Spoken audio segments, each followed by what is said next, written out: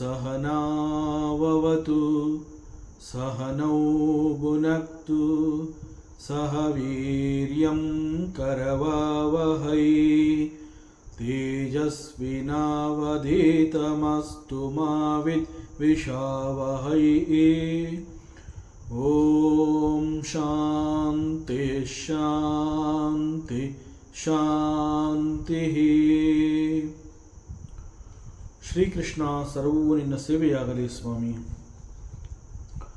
ಎಲ್ಲ ಆಧ್ಯಾತ್ಮ ಬಂಧುಗಳಿಗೂ ನಮಸ್ಕಾರ ಮತ್ತು ಜ್ಞಾನದರ್ಶನಂ ವೇದಿಕೆಗೆ ಸ್ವಾಗತ. ಧ್ವನಿ ಗುರುದೇವದಾಗಿರಲಿ, ವಿಚಾರ ಪರಮಾತ್ಮನದಾಗಿರಲಿ, ಹಾಗೂ ಇದು ನನ್ನದಲ್ಲದ ಕರ್ಮವಾಗಲಿ. Shri ಶಿವಮಹಿಮ್ನಾ Stotram. ಸ್ತೋತ್ರಕರ್ತ ಪುಷ್ಪದಂತಾಚಾರ್ಯ.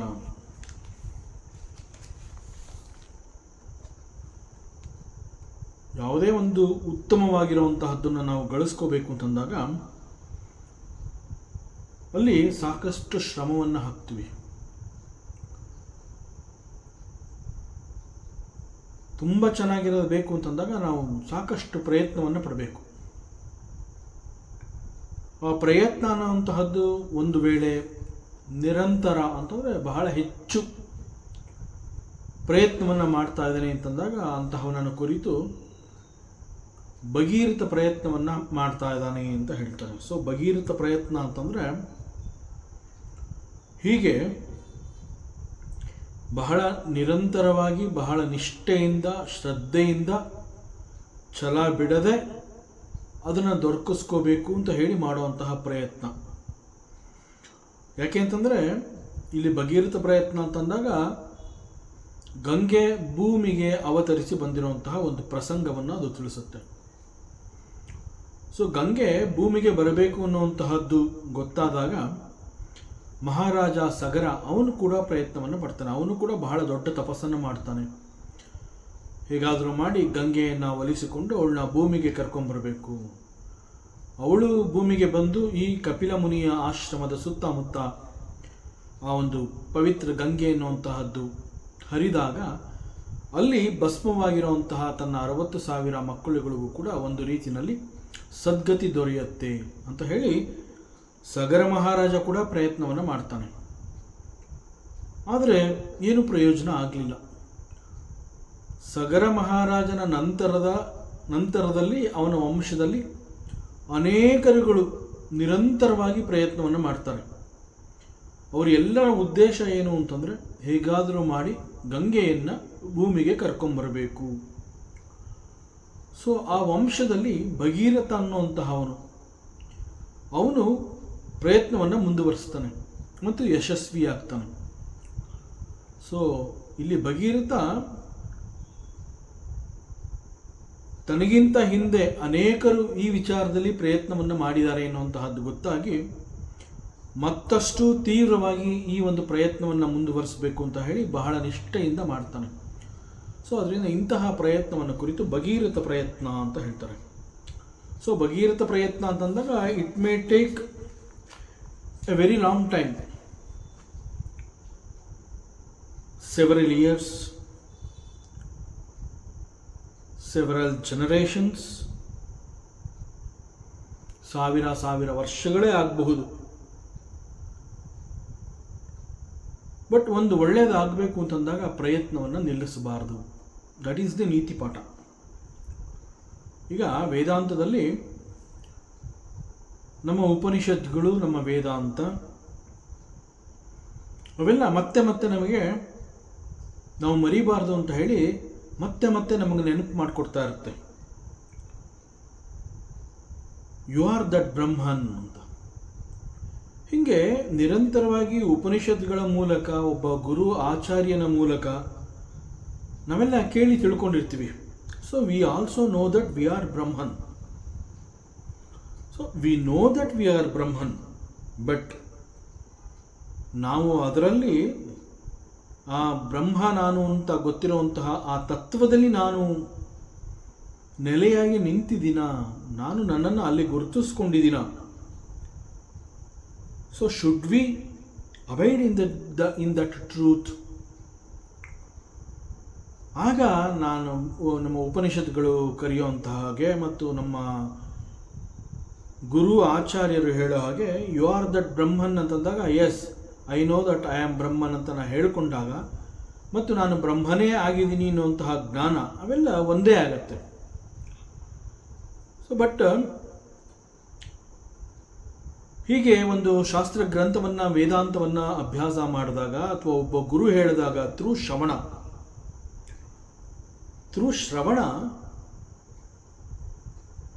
V know that we are Brahman. But ಆ ಒಂದು ಸತ್ಯದಲ್ಲಿ ನನ್ನನ್ನು ನಾನು ಪ್ರತಿಷ್ಠಾಪಿಸ್ಕೋಬೇಕು ಅಂತಂದಾಗ ಅದಕ್ಕೆ ಸಾಕಷ್ಟು ಜನ್ಮಗಳೇ ಬೇಕಾಗುತ್ತೆ. ಸಾಕಷ್ಟು ಜನ್ಮಗಳು ಅಂತ ಹೇಳುವಂತಹದ್ದು is called the long journey. But from the standpoint of jiva, it's a long journey for that realisation. ಯಾಕೆ ಅಂತಂದರೆ ಜೀವ ಅಂತ ಹೇಳಿದಾಗ ಅವನಲ್ಲಿರುವಂತಹ ಜ್ಞಾನ ಸ್ವಲ್ಪ ಮಾತ್ರ. ಆದ್ದರಿಂದ ಜೀವನನ್ನು ಅಲ್ಪಜ್ಞ ಅಂತ ಹೇಳ್ತಾರೆ, ಭಗವಂತನನ್ನು ಸರ್ವಜ್ಞ ಅಂತ ಹೇಳ್ತಾರೆ. ಅವನ ಜ್ಞಾನವೇ ಬಹಳ ಲಿಮಿಟೆಡ್ ಆಗಿರೋದ್ರಿಂದ ಅಷ್ಟು ಸುಲಭವಾಗಿ ಅವನು ಈ ಒಂದು ಸತ್ಯವನ್ನು ಅನುಷ್ಠಾನಕ್ಕೆ ತಂದುಕೊಂಡು ತನ್ನನ್ನು ತಾನು ಅಲ್ಲಿ ಗುರುತಿಸ್ಕೊಳ್ಳುವಂತಹದ್ದಕ್ಕೆ ಸಾಕಷ್ಟು ಸಮಯ ಬೇಕಾಗುತ್ತೆ. So because of this, from the standpoint of jiva, it takes several ಜನ್ಮಾಸ್. ಬಟ್ ಅದೇ from the standpoint of consciousness, it is just a drop of water, like a drop of water on the head of Shiva.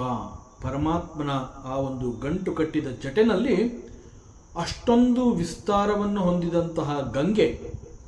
And at the same time she says that I am very forceful. ನಾನು ಅಷ್ಟು ರಭಸವಾಗಿ ಭೂಮಿಗೆ ಬಂದಾಗ ನನ್ನ ತಡ್ಕೊಳ್ಳೋ ಅಂತಹವರೇ ಯಾರೂ ಇಲ್ಲ. ಮತ್ತು ನನ್ನ ವಿಸ್ತಾರ ಕೂಡ ಬಹಳ ಹೆಚ್ಚಾಗಿರೋದ್ರಿಂದ ನಾನು ಸಡನ್ನಾಗಿ ಭೂಮಿಗೆ ಧುಮುಕಿದ್ರೆ ಭೂಮಿ ತಾಯಿ ಕೊಚ್ಕೊಂಡು ಹೊರಟೋಗ್ತಾಳೆ. ಸೊ ಹೀಗೆ ಗಂಗೆ ಭೂಮಿಗೆ ಬರೋದಕ್ಕೆ ಮುಂಚೆ ನನ್ನ ರಭಸವನ್ನು ತಡ್ಕೊಳ್ಳೋದಕ್ಕೆ ಒಬ್ಬ ವ್ಯಕ್ತಿ ಬೇಕು, ಅಂತಹವನನ್ನು ನೀನು ಒಪ್ಪಿಸು, ಆ ನಂತರದಲ್ಲಿ ನಾನು ಬರ್ತೀನಿ ಅಂತ ಹೇಳಿದಾಗ Ganga she is telling us that she is very powerful ಅನ್ನೋವಂತಹದ್ದನ್ನು ತಿಳಿಸಿರೋವಂತಹದ್ದು. ಬಟ್ ಶಿವನ ಜಟೆನಲ್ಲಿ ಅವಳು ಒಂದು ಸಣ್ಣ ನೀರಿನ ಹನಿಯಂತೆ ಕಂಡು ಬರುವುದಕ್ಕೆ ಮುಂಚೆ ನಮ್ಮೆಲ್ಲರ ಎಣಿಕೆ ಏನು ಅಂತಂದರೆ, ಗಂಗಾ ಅಂತಂದಾಗ she is a very vast in size and she is very forceful. ಇದು ನಮ್ಮ ನೆನಪಿನಲ್ಲಿ ಉಳಿದಿರುತ್ತೆ. ಬಟ್ ಯಾವಾಗ ಪರಮಾತ್ಮ ಶಿವ ತಾನು ಒಪ್ಪಿಗೆಯನ್ನು ಕೊಡ್ತಾನೆ, ಗಂಗೆ ಭೂಮಿಗೆ ಬರಲಿ, ನಾನು ಅವಳ ರಭಸವನ್ನು ತಡೆ ಹಿಡಿತೀನಿ ಅಂತ ಹೇಳಿದಾಗ, ಆ ನಂತರದಲ್ಲಿ ಗಂಗೆ ಬಂದಾಗ ಅವಳು ಅವನ ಜಟೆಯಲ್ಲಿ ಒಂದು ಸಣ್ಣ ನೀರಿನ ಹನಿಯಂತೆ ಕಂಡು ಬಂದಾಗ, it is nothing. So from the standpoint of consciousness, it is just a drop of ಜ್ಞಾನ ಬಿಂದು. ಸೊ ಕಾನ್ಷಿಯಸ್ನೆಸ್ ಏನು ಹೇಳುತ್ತೆ ಅಂತಂದರೆ, ನಾನು ಸದಾ ಬ್ರಹ್ಮ, ನಾನು ಸದಾ ಬ್ರಹ್ಮನೇ ಆಗಿದ್ದೀನಿ. ಆ್ಯಂಡ್ ಅಗೇನ್ ಇಲ್ಲಿ ಆ ನಾನು ಅನ್ನುವಂತಹದ್ದೇ ಬ್ರಹ್ಮ, ಅದನ್ನು ನಾವು ಅರ್ಥ ಮಾಡ್ಕೋಬೇಕು. ಸೊ ನಾನು ಅಂತಂದಾಗ it is not the body and mind. So ನಾನು ಈಸ್ ಬ್ರಹ್ಮ, ನಾನು ಈಸ್ ಆಲ್ವೇಸ್ ಎ ಬ್ರಹ್ಮನ್. ಆ ನಾನು ಅನ್ನುವಂತಹದ್ದನ್ನು ನಾವು ಬಿಕಾಸ್ ಆಫ್ ದಿ ಇಗ್ನೋರೆನ್ಸ್ ಅದನ್ನು ನಮ್ಮ ದೇಹಕ್ಕೆ ನಾವು ಗುರುತಿಸ್ಕೊಂಡ್ಬಿಡ್ತೀವಿ. ನಾನು ಮೀನ್ಸ್ ಅದು ನನ್ನ ದೇಹ. So because of this mistake ನಮಗೆ ಈ ಬ್ರಹ್ಮಜ್ಞಾನ ಅಥವಾ ಈ ಒಂದು ನಾನು ಬ್ರಹ್ಮನೇ ಆಗಿದ್ದೀನಿ ಅಂತ ವೇದಾಂತ ತಿಳಿಸಿದಾಗಲಿ ಅಥವಾ ಒಬ್ಬ ಗುರು ಆಚಾರ್ಯ ಹೇಳಿದಾಗಲಿ ಅದು ಯಾಕೆ ಅಷ್ಟು ಸುಲಭವಾಗಿ ಗೊತ್ತಾಗೋದಿಲ್ಲ ಅಂತಂದರೆ, ವೇದಾಂತ ಏನು ಹೇಳುತ್ತೆ ಅಂತಂದರೆ, from the standpoint of consciousness ನಾನು ಸದಾ Brahma, I am always the Brahman. But the problem is from the standpoint of jiva, he ಮಿಸ್ಅಂಡರ್ಸ್ಟ್ಯಾಂಡ್ಸ್ that ನಾನು ಅನ್ನುವಂತಹದ್ದನ್ನು ಬ್ರಹ್ಮ ಅಂತ ತಿಳಿಸ್ತಾ ಇರುವಂತಹ ವೇದಾಂತಕ್ಕಿಂತ ಮುಂಚಿತವಾಗಿ ಅವನೇನು ಮಾಡ್ತಾನೆ, ಆ ನಾನು ಅನ್ನುವಂತಹದ್ದನ್ನು ಬ್ರಹ್ಮ ಅಲ್ಲಿಗೆ ಹೋಗಿ ನಿಲ್ಲಿಸ್ಕೊಳ್ಳೋದಿಲ್ಲ. ನಾನು ಮೀನ್ಸ್ ದಿ ಬಾಡಿ. ಸೊ ಅಲ್ಲಿಗೆ ಅವನು ಅದನ್ನು ಗುರುತು ಮಾಡ್ಕೋತಾನೆ. ಸೊ ನಾನು ಸದಾ ಬ್ರಹ್ಮನೇ ಆಗಿದ್ದೀನಿ, ಬೇರೆ ಏನೂ ಅಲ್ಲ. This is Vedanta. ಸೊ ನಾನು ಸದಾ ಬ್ರಹ್ಮನೇ ಆಗಿದ್ದೀನಿ ಅಂತ ಅಷ್ಟು ಸ್ಪಷ್ಟವಾಗಿ ವೇದಾಂತ ಹೇಳಿದ್ರು ಕೂಡ, why did you take so long time? ಅದಕ್ಕೆ ಜೀವ ಹೇಳ್ತಾನೆ, ಹೇ ಕಾನ್ಷಿಯಸ್ನೆಸ್, ಹೇ ಪರಮಾತ್ಮ, ನೋಡಪ್ಪ, ನಾನು ಐ ಆಮ್ ಓನ್ಲಿ ಜೀವ, ನಾನು ಅಲ್ಪಜ್ಞ. You don't know my journey how I started. ಯಾಕೆ ಅಂತಂದರೆ, ಗಂಗೆಯನ್ನು ಭೂಮಿಗೆ ಕರ್ಕೊಂಡು ಬಂದರೆ ನನ್ನ ಅಷ್ಟೂ ಮಕ್ಕಳುಗಳಿಗೆ ಸದ್ಗತಿ ಸಿಗತ್ತೆ ಅನ್ನುವಂತಹದ್ದು ಸಗರನಿಗೆ ಗೊತ್ತಿತ್ತು. Sagara means here we have to understand that Sagara is jiva. ಸಗರನಿಗೆ, ಜೀವನಿಗೆ ಗೊತ್ತಾದಂತಹ ಒಂದು ಜ್ಞಾನ ಏನು ಅಂತಂದರೆ, that Ganga she should come down to the earth. So but ಅಂತಹ ಗಂಗೆಯನ್ನು ಭೂಮಿಗೆ ಕರ್ಕೊಂಬರೋದಕ್ಕೆ Sagara himself he did a great tapasya for thousands of years. ಆಗಲಿಲ್ಲ. ಆ ನಂತರದಲ್ಲಿ ಸಗರನ ವಂಶದಲ್ಲಿ ಅನೇಕ ತಲೆಮಾರುಗಳು ಅವರೆಲ್ಲರೂ ಕೂಡ ಈ ಒಂದು ನಿರಂತರ ಪ್ರಯತ್ನವನ್ನು ಮುಂದುವರಿಸ್ಕೊಂಡು ಬಂದರು. ಎಷ್ಟೆಷ್ಟೋ ತಲೆಮಾರುಗಳು, ಪ್ರತಿಯೊಬ್ಬರೂ ಕೂಡ ಸಾವಿರಾರು ವರ್ಷಗಳಷ್ಟು ತಪಸ್ಸನ್ನು ಮಾಡಿದ್ರು. But no use. ಏನೋ ಒಂದು ಅನುಗ್ರಹ, ಒಬ್ಬ ಭಗೀರಥ ಅನ್ನುವಂತಹವನು ಆ ವಂಶದಲ್ಲಿ ಹುಟ್ಕೊಂಡ. ಸೊ ಆ ಭಗೀರಥ ಕೂಡ ಪ್ರಯತ್ನ ಮಾಡ್ತಾನೆ. ಅವನು ಅರ್ಥ ಮಾಡ್ಕೋತಾನೆ, ನನಗಿಂತ ಮುಂಚೆ ಅನೇಕರು ಈ ವಿಚಾರದಲ್ಲಿ ಸಾಕಷ್ಟು ಪ್ರಯತ್ನವನ್ನು ಮಾಡಿದ್ದಾರೆ, ಅವರೆಲ್ಲರೂ ಎಫರ್ಟ್ಸ್ ಹಾಕಿದ್ದಾರೆ. ಸೊ ನಾನು ಈಗ ಅದನ್ನು ಮುಂದುವರಿಸ್ಕೊಂಡು ಹೋಗಬೇಕು, ಈ ಕಾರ್ಯದಲ್ಲಿ ನಾನು ಯಶಸ್ವಿ ಆಗಲೇಬೇಕು ಅಂತ ಹೇಳಿ ಬಹಳ ನಿಷ್ಠೆಯಿಂದ, ಶ್ರದ್ಧೆಯಿಂದ ಆ ಹಿಂದಿನ ತಲೆಮಾರುಗಳು ಅವರು ಮಾಡಿರುವಂತಹ ಆ ಎಫರ್ಟ್ಸ್ನ ಕೂಡ ಅವನು ಗೌರವಿಸಿ ಹಿ ಕಂಟಿನ್ಯೂಸ್ ಹಿಸ್ ತಪಸ್ಯ. ಅಂಡ್ ಅದರಲ್ಲಿ ಅವನು ಸಕ್ಸಸ್ ಆಗ್ತಾನೆ, ಗಂಗೆಯನ್ನು ಒಲಿಸ್ಕೋತಾನೆ. ಸೊ ಅದನ್ನೇ ಇಲ್ಲಿ ಜೀವ ಹೇಳ್ತಾ ಇದ್ದಾನೆ. ಆ ಕಾನ್ಷಿಯಸ್ನೆಸ್ ಅನ್ನೋದು ಕೇಳುತ್ತೆ, it is so easy. So Vedanta ಮತ್ತು ಒಬ್ಬ ಗುರು ಎಲ್ಲ ಏನು ಹೇಳ್ತಾ ಇದ್ದಾರೆ, ನಾನು ಸದಾ ಬ್ರಹ್ಮನೇ ಆಗಿದ್ದೀನಿ, ಬ್ರಹ್ಮನಲ್ಲದೆ ನಾನು ಏನೂ ಬೇರೆ ಇನ್ನೇನೂ ಅಲ್ಲ ಅನ್ನುವಂತಹ ಆ ಸ್ಪಷ್ಟತೆಯನ್ನು ಕೊಟ್ಟ ನಂತರ ಕೂಡ ಅದನ್ನು ನೀನು ಅರ್ಥ ಮಾಡಿಕೊಂಡು ಅದನ್ನು ಅಳವಡಿಸ್ಕೊಳ್ಳೋದಕ್ಕೆ why do you take so much time ಅಂತ ಕಾನ್ಷಿಯಸ್ನೆಸ್ ಕೇಳಿದಾಗ ಇಲ್ಲಿ ಜೀವ ಹೇಳ್ತಾ ಇದ್ದಾನೆ, you don't know my journey. ನಾನು ಯಾವಾಗ ಪ್ರಾರಂಭ ಮಾಡಿದ್ದು? ಸಗರನಾಗಿದ್ದಾಗ ನಾನು ಪ್ರಾರಂಭ ಮಾಡಿದ್ದು. ಆದರೆ ಈಗ ಭಗೀರಥ ಈಸ್ ಆಲ್ಸೋ ಜೀವ, ಸಗರ ಈಸ್ ಆಲ್ಸೋ ಜೀವ. ಸೊ ಅಲ್ಲಿ ಶುರುವಾದಂತಹ ಆ ಜರ್ನಿ ನಿರಂತರವಾಗಿ ಇಲ್ಲಿ ಈ ಭಗೀರಥ, ಸೊ ಇಲ್ಲಿ ನಾನು ಅದನ್ನು ಯಶಸ್ವಿಯಾದೆ. So it took so much of time. ಇದಕ್ಕೆ ನಿನಗೆ ಗೊತ್ತಿಲ್ಲ ಕಾನ್ಷಿಯಸ್ನೆಸ್, ಸಾವಿರಾರು ಜನ್ಮಗಳೇ ಕಳೆದು ಹೋಗಿದೆ. ಸಾವಿರಾರು ಜನ್ಮಗಳು ಕಳೆದು ಹೋದ ನಂತರದಲ್ಲಿ now it is possible for me to abide in the truth. So ಈ ಸತ್ಯವನ್ನು ನಾನು ಒಪ್ಪಿಕೊಂಡು ಸತ್ಯದಲ್ಲಿ ನಾನು ನೆಲೆ ನಿಲ್ಲೋದಕ್ಕೆ ನನಗೆ ಸಾವಿರಾರು ಜನ್ಮಗಳೇ ಬೇಕಾಯಿತು. ಅಷ್ಟು ದೊಡ್ಡ ಜರ್ನಿಯನ್ನು ನಾನು ಮಾಡಿದ್ದೀನಿ. ಸೊ ಈ ಒಂದು ಕಾನ್ವರ್ಸೇಷನನ್ನು ಯಾವ ರೀತಿ ಅರ್ಥ ಮಾಡ್ಕೋಬೇಕು ಅಂತಂದರೆ, the entire Ganga with so much of vastness is just a drop on the Shiva's head. But ಸಗರನ ದೃಷ್ಟಿಯಲ್ಲಿ ಅಥವಾ ಒಬ್ಬ ಜೀವನ ದೃಷ್ಟಿಯಲ್ಲಿ ಅಷ್ಟು ದೊಡ್ಡ ಗಂಗಾ ಇಲ್ಲಿಗೆ ಬರೋದಕ್ಕೆ ಅವನಿಂದ ಪ್ರಾರಂಭವಾದಂತಹ ತಪಸ್ಸು ಅವನ ವಂಶದ ಅನೇಕರುಗಳವರೆಗೆ ನಡೆದು ಬಂದು ಕೊನೆಗೆ ಭಗೀರಥನ ಪ್ರಯತ್ನದಿಂದ ಯಶಸ್ಸು ಸಿಕ್ಕೋ ಹಾಗಾಯಿತು. ಸೊ ಫಾರ್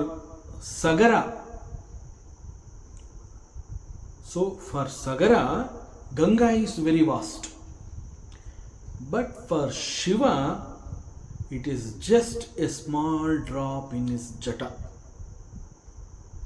ಸೊ ಇದರಲ್ಲಿ ಈ ಸಂದರ್ಭದಲ್ಲಿ ನಾವು ಅರ್ಥ ಮಾಡ್ಕೋಬೇಕಾಗಿರೋದು ಏನು ಅಂತಂದರೆ, the journey of a jiva towards moksha is always a very big journey. It is not that easy. And Pushpadantacharya, he continues, ratah choniyanta shatadrutiraghendro dhanurato ರತಾಂಗೇ ಚಂದ್ರಾರ್ಕೌ ರಥಚರಣಪಾಣಿಶ್ಶರ ಇತಿ ದ್ವಿದಕ್ಷೋಸ್ತೆ ಕೋಯಂ ತ್ರಿಪುರ ತೃಣಮಾಡಂಬರ ವಿಧಿಃ ವಿಧೇಯೈಃ ಕ್ರೀಡಂತ್ಯೋ ನ ಖಲು ಪರತಂತ್ರ ಪ್ರಬುಧಿಯಃ.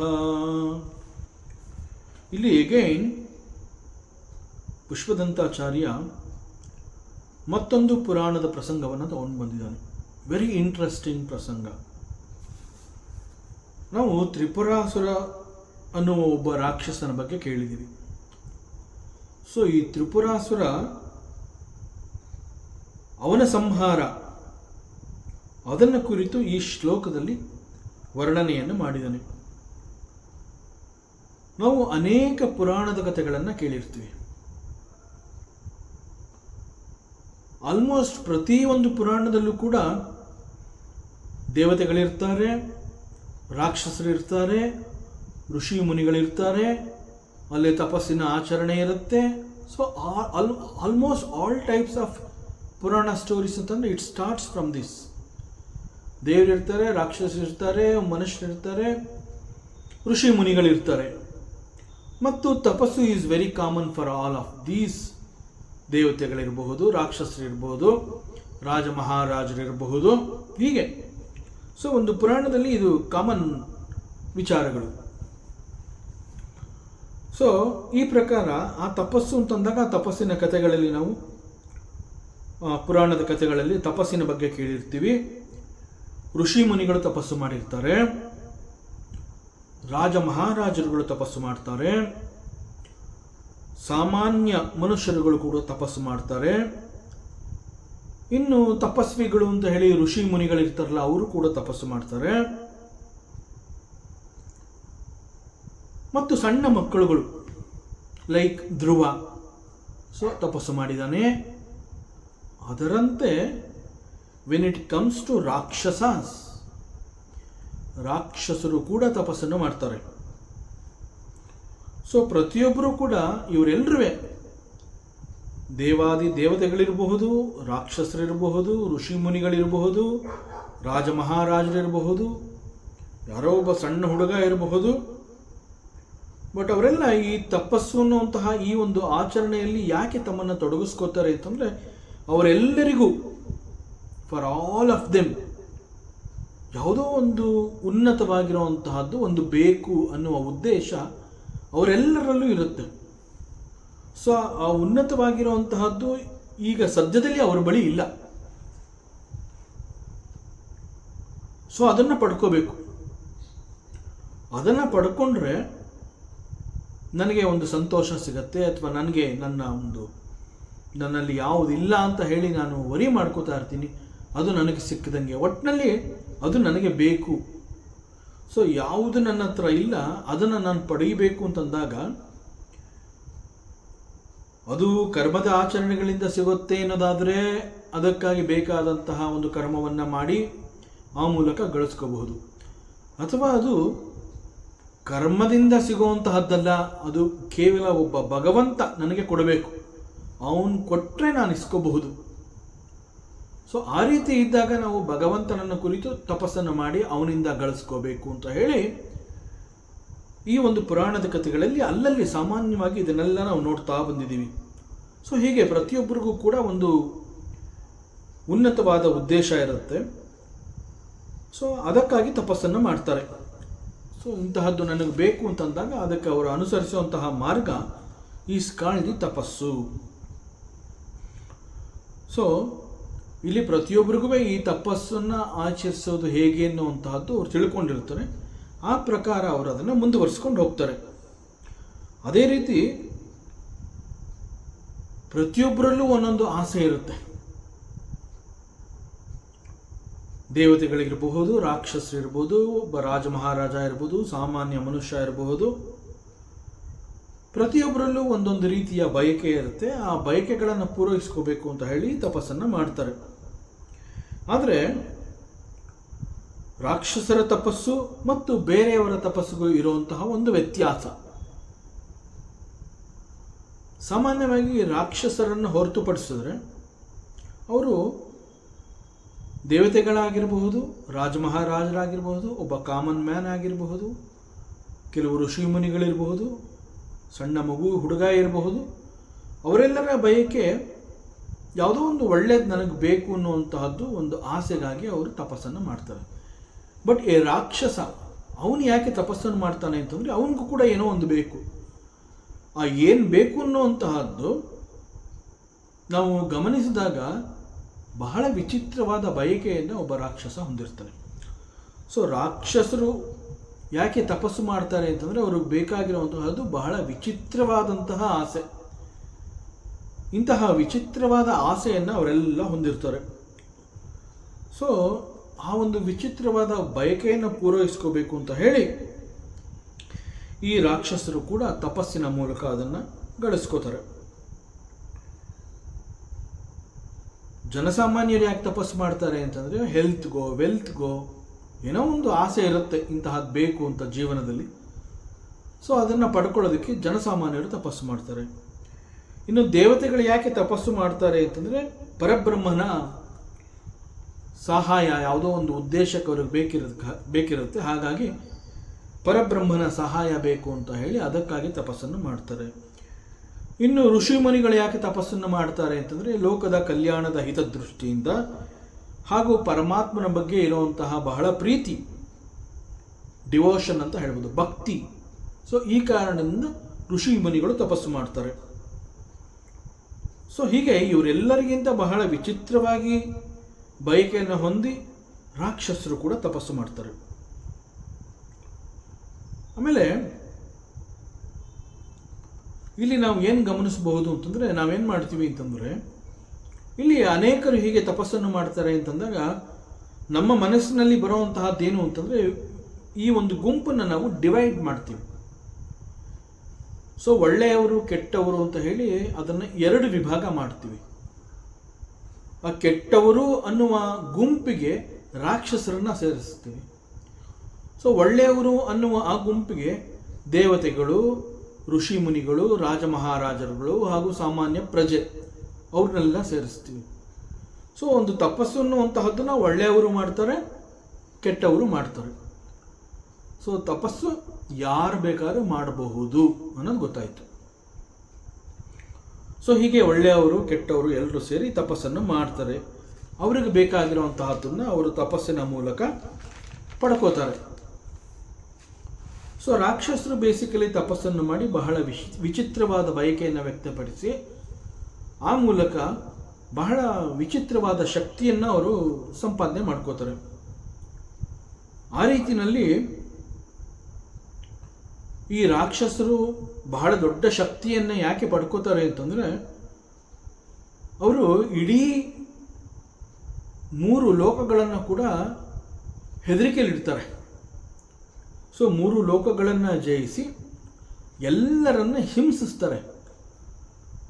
ಸೊ ಇಲ್ಲಿ ರಾಕ್ಷಸ ಅಂತಂದಾಗ ನಾವು ಅದಕ್ಕೆ ಅರ್ಥ ಮಾಡ್ಕೋಬೇಕಾಗಿರೋದೇನು ಅಂತಂದರೆ, ಈ ರಾಕ್ಷಸ ಅನ್ನೋಂತಹದ್ದು ಇಟ್ ಈಸ್ ಎ ಗುಣ, ರಾಕ್ಷಸಿ ಗುಣ. ಸೊ ಆ ಗುಣ ಏನು ಅಂತಂದರೆ ಹಿಂಸೆಯನ್ನು ಅದು ಬಹಳ ಇಷ್ಟಪಡುತ್ತೆ ಆ ಗುಣ. ಸೊ ಇಲ್ಲಿ ಈ ರಾಕ್ಷಸರು ಅನ್ನುವಂತಹವರು ಕೂಡ ಬಹಳ ದೊಡ್ಡ ಶಕ್ತಿಯನ್ನು ಸಂಪಾದನೆ ಮಾಡಿ 3 ಲೋಕಗಳನ್ನು ಜಯಿಸಿ ಈ 3 ಲೋಕಗಳಲ್ಲಿರುವಂತಹ ಎಲ್ಲರನ್ನ ಹಿಂಸೆಗೆ ಒಳಪಡಿಸ್ತಾರೆ. ಸೊ ಆ ಹಿಂಸೆಯಿಂದ ಇವರೆಲ್ಲ ನರಳುತ್ತಾ ಇದ್ದಾಗ ಅವರೊಂಥರ ರಾಕ್ಷಸರು ಬಹಳ ವಿಚಿತ್ರವಾಗಿ ಆನಂದವನ್ನು ಅನುಭವಿಸ್ತಾರೆ. ಸೊ ಈ ರೀತಿಯ ವಿಚಿತ್ರವಾದ ಆನಂದವನ್ನು ಅನುಭವಿಸಬೇಕು ಅಂತ ಹೇಳಿ ಅದಕ್ಕಾಗಿ ಬೇಕಾಗಿರುವಂತಹದ್ದೇನು ಅಂತಂದರೆ ಬಹಳ ದೊಡ್ಡ ಶಕ್ತಿ. ಆ ಶಕ್ತಿಯನ್ನು ಸಂಪಾದನೆ ಮಾಡಬೇಕು ಅಂತ ಹೇಳಿ ಈ ರಾಕ್ಷಸರು ಪರಮಾತ್ಮನನ್ನು ಕುರಿತು ಬಹಳ ದೊಡ್ಡ ತಪಸ್ಸನ್ನು ಮಾಡ್ತಾರೆ.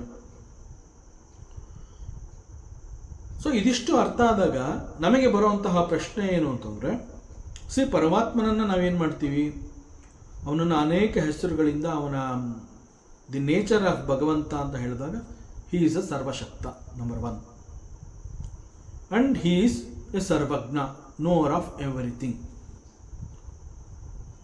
ಸೊ ಅವನು ಸರ್ವಶಕ್ತ ಅಂಡ್ ನೋರ್ ಆಫ್ ಎವ್ರಿಥಿಂಗ್, ಸರ್ವಜ್ಞ ಅಂತಂದ ಮೇಲೆ ಅವನಿಗೆ ಎಲ್ಲವೂ ಗೊತ್ತಿರಬೇಕು ಮತ್ತು ಏನನ್ನು ಬೇಕಾದರೂ ಮಾಡುವಂತಹ ಶಕ್ತಿಯನ್ನು ಹೊಂದಿರ್ತಾನೆ. So he is called the ಸರ್ವಶಕ್ತ. ಸೊ ಇಂತಹ ಸರ್ವಶಕ್ತ ಪರಮಾತ್ಮ ಮತ್ತು ಸರ್ವಜ್ಞ ಪರಮಾತ್ಮ ರಾಕ್ಷಸರಿಗೆ ಯಾಕೆ ಈ ರೀತಿಯ ಒಂದು ಕೆಟ್ಟ ಬುದ್ಧಿ ಇದೆ ಅಂತ ಗೊತ್ತಿದ್ರೂ ಕೂಡ ಅವರ ತಪಸ್ಸನ್ನು ಮೆಚ್ಚಿಕೊಂಡು ಅವರ ಬಳಿಗೆ ಬಂದು ವಾಟ್ ಯು ವಾಂಟ್ ಅಂತ ಕೇಳ್ತಾರೆ. ಸೊ ಯಾವಾಗ ರಾಕ್ಷಸನ ತಪಸ್ಸನ್ನು ಮೆಚ್ಚಿ ಅವನ ಮುಂದೆ ಪರಮಾತ್ಮ ಬಂದು ನಿಂತ್ಕೊಂಡು ನಿನಗೇನು ಬೇಕು, ನಿನ್ನ ತಪಸ್ಸು ನನಗಿಷ್ಟ ಆಯಿತು ಅಂತ ಹೇಳಿದ ಕೂಡಲೇ ಆ ರಾಕ್ಷಸ ಅವನಿಗೆ ಬೇಕಾಗಿರೋವಂತಹದ್ದನ್ನು ಕೇಳ್ಕೊತಾನೆ. ಫಸ್ಟ್ ಆಫ್ ಆಲ್ ಪರಬ್ರಹ್ಮ ಪರಮಾತ್ಮ ದಿ ನೋರ್ ಆಫ್ ಎವ್ರಿಥಿಂಗ್ ಸರ್ವಜ್ಞ ಅಂತಂದ ಮೇಲೆ ಒಬ್ಬ ರಾಕ್ಷಸ ತಪಸ್ಸು ಮಾಡ್ತಾ ಇದ್ದಾನೆ, ಇವನು ಸರ್ವಜ್ಞನಾಗಿರೋದ್ರಿಂದ ಅವನಿಗೆ ಗೊತ್ತು ರಾಕ್ಷಸ ಯಾಕೆ ತಪಸ್ಸು ಮಾಡ್ತಾ ಇದ್ದಾನೆ ಅಂತ. ಮತ್ತು ಯಾವುದೋ ಒಂದು ವಿಚಿತ್ರ ಶಕ್ತಿಯನ್ನು ಅವನು ಪಡ್ಕೊಳ್ಳೋದಕ್ಕೆ ತಪಸ್ಸು ಮಾಡ್ತಾನೆ ಅನ್ನುವಂತಹದ್ದು ಭಗವಂತನಿಗೆ ಗೊತ್ತಿರುತ್ತೆ. ಮತ್ತು ಆ ವಿಚಿತ್ರವಾದ ಶಕ್ತಿಯನ್ನು ಹೊಂದಿದ ಮೇಲೆ ಅವನು ಮುಂದೆ ಏನು ಮಾಡ್ತಾನೆ ಅದರ ಬಗ್ಗೆ ಕೂಡ ಭಗವಂತನಿಗೆ ಜ್ಞಾನ ಇದೆ. ಸೊ ಇಷ್ಟೆಲ್ಲ ತಿಳ್ಕೊಂಡಿರುವಂತಹ ಪರಮಾತ್ಮ ಒಬ್ಬ ರಾಕ್ಷಸ ಬಹಳ ದೀರ್ಘವಾಗಿ ತಪಸ್ಸನ್ನು ಮಾಡ್ತಾ ಇದ್ದಾನೆ.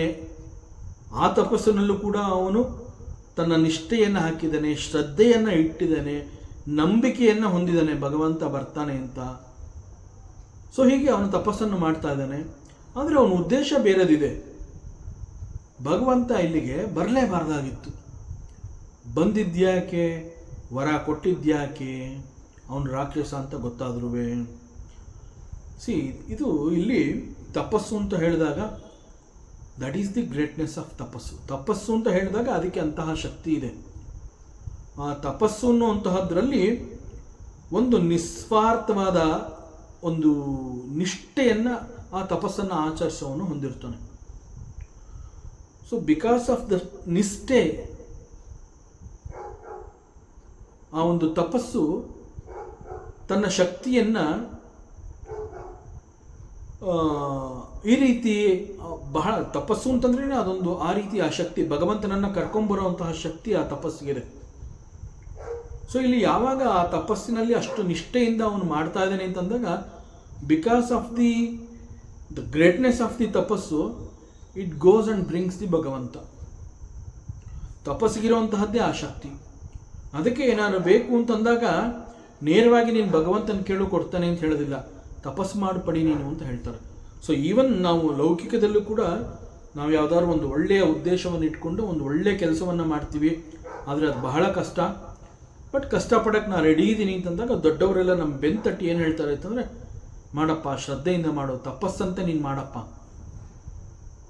You will get the success ಅಂತ ಹೇಳ್ತಾರೆ.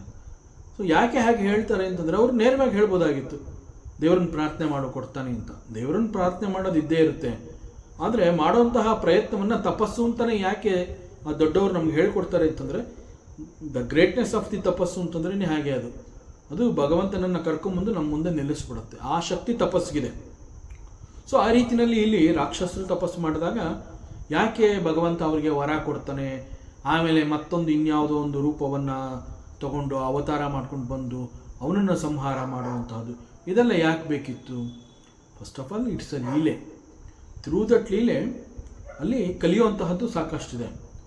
ಬಟ್ ನಮಗೆ ಬರುವಂತಹ ಡೌಟ್ಸ್ ಏನು ಅಂತಂದರೆ, ಬಿಟ್ವೀನ್ ಒಳ್ಳೆ ಜನ ಆ್ಯಂಡ್ ಕೆಟ್ಟ ಜನ ಇಬ್ಬರು ಕೂಡ ತಪಸ್ಸು ಮಾಡ್ತಾ ಇದ್ದಾಗ ಕೆಟ್ಟವರು ಹೊಂದುವಂತಹ ಆ ಉದ್ದೇಶ, ಅದರ ಹಿಂದೆ ಇರುವಂತಹ ಒಂದು ಎಲ್ಲವನ್ನ ತಿಳಿದ ಮೇಲೆ ಭಗವಂತ ಯಾಕೆ ಬರಬೇಕು ಅನ್ನುವಂತಹ ಪ್ರಶ್ನೆ ನಮಗೆ ಬರುತ್ತಲ್ಲ. ಸೊ ಅದಕ್ಕೆ that is because of the ತಪಸ್ಸಿಗೆ ಇರುವಂತಹ ಗ್ರೇಟ್ನೆಸ್ಸು ಏನು ಮಾಡೋಕ್ಕಾಗೋದಿಲ್ಲ. ತಪಸ್ಸು ಮಾಡಿದ್ದೇನೆ ಅಂತಂದಮೇಲೆ ಅವನಿಗೆ ಅಂತಹದ್ದು ಸಿಗಲೇಬೇಕು. ಸೊ ಇಲ್ಲಿ it is because of the ತಪಸ್ಸು. ಸೊ ತಪಸ್ಸಿಗೆ ಅಂತಹ ಶಕ್ತಿ ಇದೆ ಅನ್ನೋದು ಗೊತ್ತಾಯಿತು.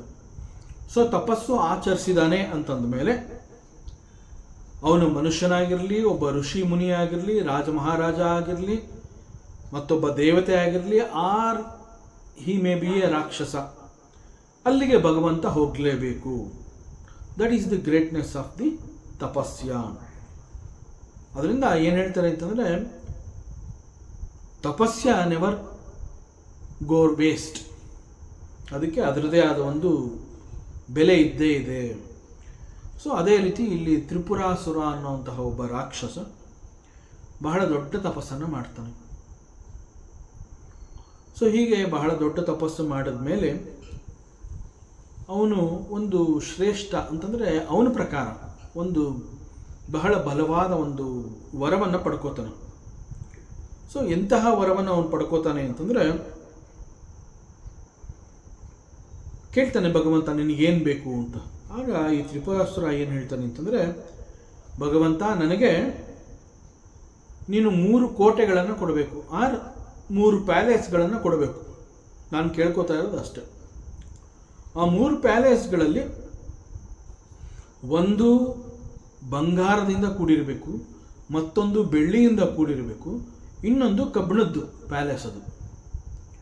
ಆ್ಯಂಡ್ ಈ ಪ್ಯಾಲೇಸು ಅಂತರಿಕ್ಷದಲ್ಲಿ ಹಾರಾಡ್ತಾ ಇರಬೇಕು. ಸೊ ನೀನು ಕೊಡುವಂತಹ ಈ 3 ಪ್ಯಾಲೇಸ್ಗಳಲ್ಲಿ ಎಲ್ಲಿ ಬೇಕಾದರೂ ನಾನು ಇರಬಹುದು. ನಾನು ಈ ಒಂದು ಕಬ್ಬಿಣದ ಅರಮನೆಯಲ್ಲಿ ಇದ್ದೀನಿ ಅಂತಂದಾಗ ನಾನು ಎಲ್ಲಿದ್ದೀನಿ ಅನ್ನುವಂತಹದ್ದು ಯಾರಿಗೂ ಗೊತ್ತಾಗಬಾರ್ದು. ನಾಟ್ ಈವನ್ ಟು ಯು, ನಿನಗೂ ಕೂಡ ಗೊತ್ತಾಗಬಾರ್ದು. ಅಥವಾ ನಾನು ಬೆಳ್ಳಿ ಅರಮನೆಯಲ್ಲಿದ್ದೀನಿ ಅಂತಂದರೆ ಅದು ಕೂಡ ಮತ್ತೊಬ್ಬನಿಗೆ ಗೊತ್ತಾಗಬಾರ್ದು. ಅದೇ ರೀತಿ ಬಂಗಾರದ ಅರಮನೆಯಲ್ಲಿದ್ದೀನಿ ಅಂತಂದಾಗ ಕೂಡ ಗೊತ್ತಾಗಬಾರ್ದು. ಒಟ್ಟಿನಲ್ಲಿ ಯಾರಿಗೂ ಗೊತ್ತಾಗದೇ ಇರೋ ಹಾಗೆ ನಾನು ಎಲ್ಲಿ ಬೇಕಾದರೂ ಇರಬಹುದು. ಮತ್ತು 1000 ವರ್ಷಕ್ಕೆ ಒಮ್ಮೆ ಮಾತ್ರ ಈ 3 ಪ್ಯಾಲೇಸ್ಗಳು ಕೂಡ ಒಂದು ಅಲೈನ್ಮೆಂಟಲ್ಲಿ ಸ್ಟ್ರೈಟ್ ಆಗಿ ನಿಂತ್ಕೊಳ್ಳೋ ಹಾಗೆ ಒಂದು ಅವಕಾಶ ಕೊಡಬೇಕು. ಮತ್ತು ನನಗೆ ಮರಣವೇ ಬೇಡ ಅನ್ನುವಂತಹದ್ದು ನನ್ನ ಮುಖ್ಯ ಉದ್ದೇಶ. ಆದರೆ ಅಂತಹ ವರ ನೀನು ಕೊಡೋದಿಲ್ಲ. ಆದ್ದರಿಂದ ನಾನು ಅದರ ಬದಲು ಇದನ್ನು ಕೇಳ್ಕೊತಾ ಇದ್ದೀನಿ. ಸೊ ನನ್ನ ಮರಣ ಹೇಗಾಗಬೇಕು ಅಂತಂದರೆ, ಅಂತರಿಕ್ಷದಲ್ಲಿ ಹಾರಾಡ್ತಾ ಇರುವಂತಹ ಈ 3 ಪ್ಯಾಲೇಸ್ಗಳು ಒಂದೊಂದು ದಿಕ್ಕಲ್ಲಿರುತ್ತೆ. ಒಂದೊಂದು ದಿಕ್ಕಿನಲ್ಲಿರುವಂತಹ ಈ ಪ್ಯಾಲೇಸ್ಗಳಲ್ಲಿ ನಾನು ಎಲ್ಲಿ ಬೇಕಾದ್ರೂ ಇರಬಹುದು. ಆ್ಯಂಡ್ 1000 ವರ್ಷಕ್ಕೆ ಒಮ್ಮೆ ಮಾತ್ರ ಈ 3 ಅರಮನೆಗಳು ಒಂದೇ ಲೈನಲ್ಲಿ, ಸ್ಟ್ರೈಟ್ ಲೈನಲ್ಲಿ ಆಗೋ ಹಾಗಿರಬೇಕು. ಆಗ ಕೂಡ ನಾನು ಯಾವುದೇ ಅರಮನೆಯಲ್ಲಿ ಇರ್ತೀನಿ. ಆಗ ನನ್ನ ಮರಣ ಯಾವ ರೀತಿ ಆಗಬೇಕು ಅಂತಂದರೆ, ಯಾರೇ ಒಬ್ಬ ಕೇವಲ ಒಂದು ಬಾಣವನ್ನು ಉಪಯೋಗಿಸಿ 3 ಅರಮನೆಗಳನ್ನು ಒಟ್ಟಿಗೆ ಧ್ವಂಸ ಮಾಡಿದಾಗ ಆ 3 ಅರಮನೆಗಳಲ್ಲಿ ನಾನು ಎಲ್ಲಿ ಬೇಕಾದ್ರೂ ಇರ್ತಿಲ್ಲ, ಆವಾಗ ನನಗೆ ಮರಣ ಪ್ರಾಪ್ತವಾಗುತ್ತೆ. ಅದರ್ವೈಸ್ ಯಾರಿಗೂ ನನ್ನನ್ನು ಕೊಲ್ಲುವಂತಹ ಶಕ್ತಿ ಇರಬಾರ್ದು. ಸೊ ಅದನ್ನು ನೀನು ಕೊಡಬೇಕು. ಸೊ ಇಂತಹದ್ದನ್ನು ಪಡ್ಕೋಬೇಕು ಅಂತ ಹೇಳಿ ನಾನು ತಪಸ್ಸನ್ನು ಮಾಡಿದ್ದೀನಿ. ನನ್ನ ತಪಸ್ಸನ್ನು ಮೆಚ್ಚಿದ್ದೀನಿ ಅಂತ ಹೇಳಿ ನೀನು ಬಂದಿದೀಯಾ. ಬಂದ ಮೇಲೆ ಕೊಡದೆ ಹಾಗೆ ನೀನು ಹೋಗೋ ಹಾಗಿಲ್ಲ. ಸೊ ದಿಸ್ ಈಸ್ ಮೈ ವರ, ಈ ಒಂದು ವರವನ್ನು ಅನುಗ್ರಹ ಮಾಡ್ಬಿಟ್ಟು ನೀನು ಹೋಗು. ಸೊ ಏನು ಮಾಡೋಕ್ಕಾಗೋದಿಲ್ಲ ಭಗವಂತನಿಗೆ. ತಪಸ್ಸು ಮಾಡಿದ್ದಾನೆ, ತಪಸ್ಸಿಗೆ ಮೆಚ್ಚಿದ್ದಾನೆ ಭಗವಂತ, ಬಂದು ಏನು ಬೇಕು ಅಂತ ಕೇಳಿದ್ದಾನೆ, ಕೇಳಿರುವಂತಹದ್ದನ್ನು ಕೊಡಲೇಬೇಕು. ಸೊ ತಥಾಸ್ತು. ಸೊ ಇದಾದ ಮೇಲೆ ತ್ರಿಪುರಾಸುರ 3 ಲೋಕಗಳಿಗೂ ಕಂಟಕಪ್ರಾಯನಾಗಿ ಬೆಳೀತಾನೆ. ಸೊ ಪ್ರತಿಯೊಬ್ಬರನ್ನು ಹಿಂಸೆ ಮಾಡ್ತಾನೆ. ದೇವತೆಗಳನ್ನು, ರಾಜರುಗಳನ್ನು, ಚಕ್ರವರ್ತಿಗಳನ್ನು, ಮನುಷ್ಯರನ್ನ, ಋಷಿ ಮುನಿಗಳನ್ನು ಎಲ್ಲರನ್ನು ಹಿಂಸೆ ಮಾಡ್ತಾ ಇರ್ತಾನೆ. ಆ ಹಿಂಸೆಯನ್ನು ಬಹಳ ಸಂತೋಷದಿಂದ ಅನುಭವಿಸ್ತಾ ಇರ್ತಾನೆ. ಸೊ ಇವನು ಇದೇ ರೀತಿ ಬೆಳೀತಾ ಬಂದರೆ ಇಲ್ಲಿ ಲೋಕಗಳಿಗೆ ಇವನು ಕಂಟಕಪ್ರಾಯ, ಯಾರಿಗೂ ನೆಮ್ಮದಿ ಇಲ್ಲ.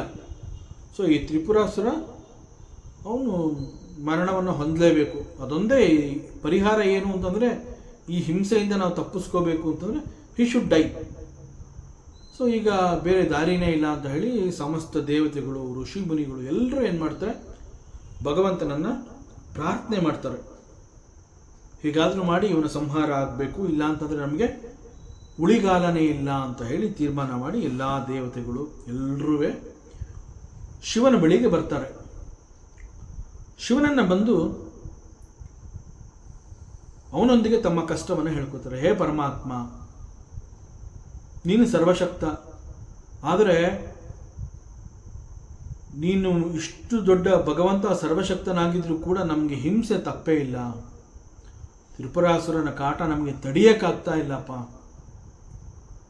ಸೊ ಹೇಗಾದರೂ ಮಾಡಿ ಅವನ ಸಂಹಾರ ಆಗಲೇಬೇಕು. ಸೊ ದಯಮಾಡಿ ನಮ್ಮೆಲ್ಲರನ್ನ ನೀನು ಉಳಿಸ್ಬೇಕು ಅಂತ ಹೇಳಿ ಕೇಳ್ಕೊತಾರೆ. ಆಗ ಶಿವ ಹೇಳ್ತಾನೆ, ಅವನು ತಪಸ್ ಮಾಡಿ ಪಡ್ಕೊಂಡಿರೋಂತಹ ವರ ಅಷ್ಟು ಸಾಧಾರಣ ಅಂತ ಅಂದ್ಕೋಬೇಡಿ, ಬಹಳ ದೊಡ್ಡ ವರ ಅದು, ಬಹಳ ಗಂಭೀರವಾದ ವರವನ್ನು ಅವನು ಪಡ್ಕೊಂಡಿದ್ದಾನೆ. ಅಷ್ಟು ಸುಲಭವಾಗಿ ಅವನನ್ನು ಸಾಯಿಸೋದು ಸಾಧ್ಯ ಇಲ್ಲ.